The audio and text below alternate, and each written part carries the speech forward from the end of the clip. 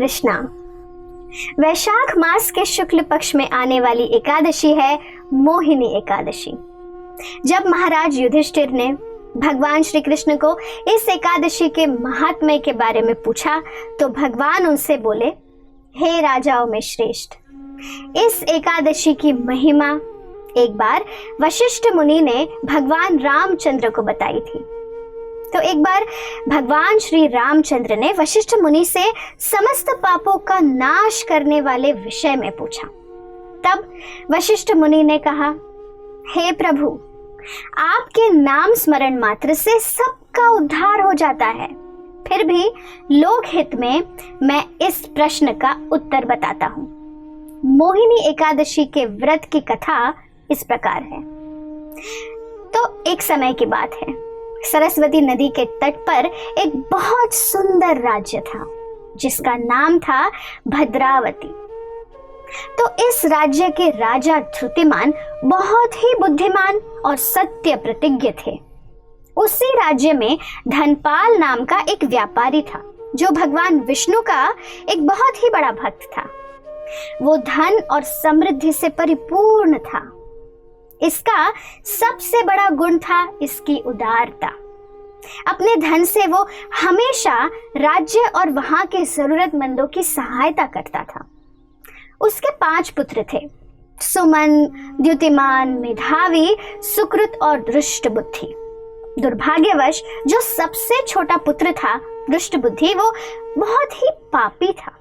अन्याय के मार्ग पर चलकर उसने अपने पिता का कमाया हुआ सारा धन बर्बाद कर दिया।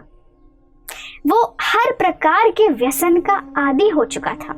उसके दुर्व्यवहार और दुराचार से अत्यंत पीड़ित होकर धनपाल ने अपने पुत्र दृष्ट बुद्धि को अपने घर से निकाल दिया। तो भूख प्यास से अत्यंत व्याकुल होकर वो जंगलों में भटकता रहा। एक बार ऐसे ही भटकते हुए दुष्ट बुद्धि महर्षि कौंडिन्य के आश्रम जा पहुंचा। शोक विलाप से पीड़ित वो कौंडिन्य ऋषि को हाथ जोड़कर विवशता पूर्वक कहने लगा, हे मुनिवर, मैं बहुत सी यातनाएं सहन कर रहा हूँ। मैं बहुत ही दुखी हूँ। मैं आपसे विनती करता हूँ कि कृपया मुझ पर दया करके कोई ऐसा व्रत बताए जिसके प्रभाव से इन सारे पापों से मेरी मुक्ति हो सके। तो ऋषि ने उससे कहा कि वैशाख मास के शुक्ल पक्ष में मोहिनी नाम से प्रसिद्ध एकादशी के व्रत का पालन करो।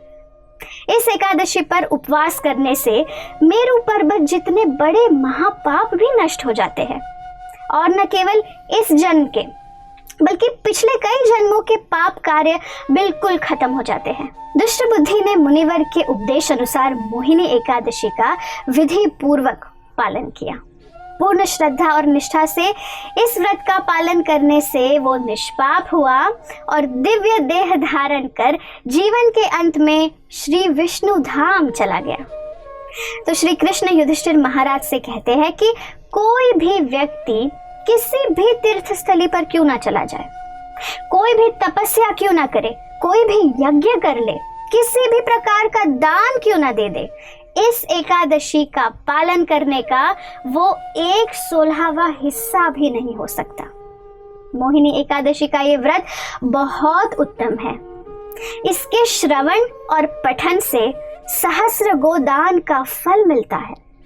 सभी पापों को हरने वाली ये मोहिनी एकादशी इतनी सशक्त है कि इसके प्रभाव से व्यक्ति सभी प्रकार के मोह जाल से मुक्त हो सकता है।